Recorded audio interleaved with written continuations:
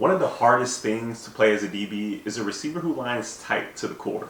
It doesn't look threatening at first, but it changes the entire geometry of the rep. The sideline isn't your friend anymore. The receiver has built-in space, and if you don't understand how to manage alignment, eyes, and leverage, you're already playing from behind. So what I want to walk you through here is how alignment, eyes, mirroring, leverage, and angle work together, and why losing the upfield shoulder is the exact moments these reps fall apart. So first we start off with alignment as a DB. As we can see, the receiver is tight to the formation or tight to the core. Now notice something important here. The DB stays head up, and that's intentional. Because this is a big body receiver, the DB isn't worried about sudden separation. He knows he can step with this receiver either way. This only works when you're not threatened by sudden speed. If the receiver can win immediately, head up becomes a problem. Bigger body receivers want you to lean early. They want you to overplay the fade and give them your weight. And the reason is because they want you to be physical first. When you lean,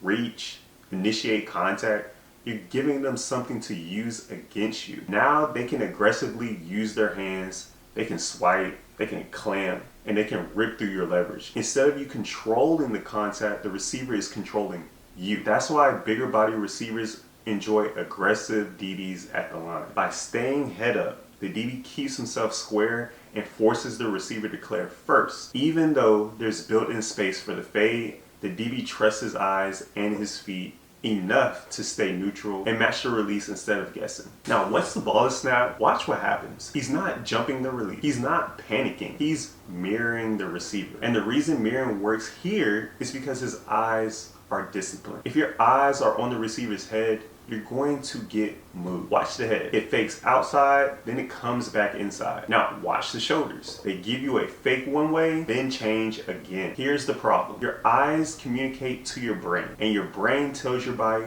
where to move. So when your eyes are locked on the head or the shoulders, you're giving your brain false alarm. Your body reacts, and the receiver hasn't actually committed anywhere. That's how DBs get moved without the receiver ever truly winning. Now look at the difference. When your eyes are on the hips, your brain doesn't panic. It tells you he hasn't fully committed yet. That allows you to mirror. Now your feet can match the receiver's footwork. Now your base stays underneath you. Now you can stay square without over committing. And that's how you neutralize a big body receiver. When you mirror with disciplined eyes, you take away what he wants most. Contact on his terms. He can't lean on you, can't latch, he can't use his mass to move you. Now he has to win with footwork instead of strength, and that's not his advantage. This is why I actually built DB Vision. They block out the receiver's head, shoulders, and arms, all the distractions that cause false movements.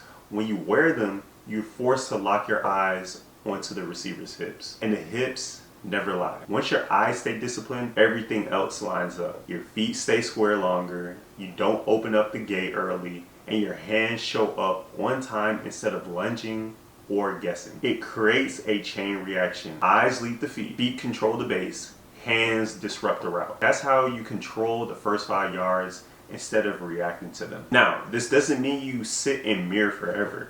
If you over mirror, you give up ground and lose leverage. Mirroring is about staying square long enough to force the receiver to declare, not drifting and waiting. Now, this is where the 45-degree kick comes in. A lot of DBs struggle with inside releases, and here's one quick reason why. Most of you get a lot of outside releases. So when the receiver finally goes inside, it feels uncomfortable. Sometimes you end up running with the receiver, trying to figure out what to do. But when the receiver declares the inside, I want you to pay attention to the DB's kick and his angle. The DB isn't kicking flat, because when you kick flat, the receiver can just go around you, and what happens is he ends up stacking you. What you want to do instead is kick at a 45-degree angle and stay on that top upfield shoulder. You want to meet him at the point. Now, let me tell you why this matters. You see how the receiver goes inside and immediately starts pushing vertical? A lot of DBs don't stay on that top upfield shoulder here. As the receiver keeps pushing vertical, you naturally find yourself in a trail position. So in order not to end up in this position, you want to do exactly what this DB does. When you kick at a 45-degree angle, you stay on that top upfield shoulder. If the receiver goes vertical, you stay on that shoulder and just run with him. If he cuts back outside, your body and leverage protects you from out breaking routes. And if he goes back inside, you're feeling for that lean so you can slingshot yourself in position. And once you're carrying vertical, this is where the rep fully changes. That's when your eyes expand. You're no longer diagnosing, you're tracking the receiver. That's when your stride opens up. Now you're running in phase, not mirroring. And that's when you start thinking about finishing the rep and playing through the hands, not just staying in position. Now here comes the issue, but it's an easy fix. When you're in this position, you do everything right at the line. You meet the receiver at a 45-degree angle. You stay on that upfield shoulder. What tends to happen here is we start looking for that inside breaking route because we can feel it coming. When receivers run digs, they love to lean, put all their body weight on you, then they use your body to slingshot themselves back inside for the inside breaking route. As DBs, we anticipate that because we know the dig is coming. We close our leverage just a little bit, and that puts us back into a trail position. That's why you've been in position to drive on the dig, ready to make the interception, and separation still happens, and you don't understand why. It's because you lose the upfield shoulder and your head gets behind the receiver's head. Now take a look at this example. Same idea, receiver goes inside. Watch how this DB kicks at a 45-degree angle, stays on the upfield shoulder the entire time. I want you to watch where his head is.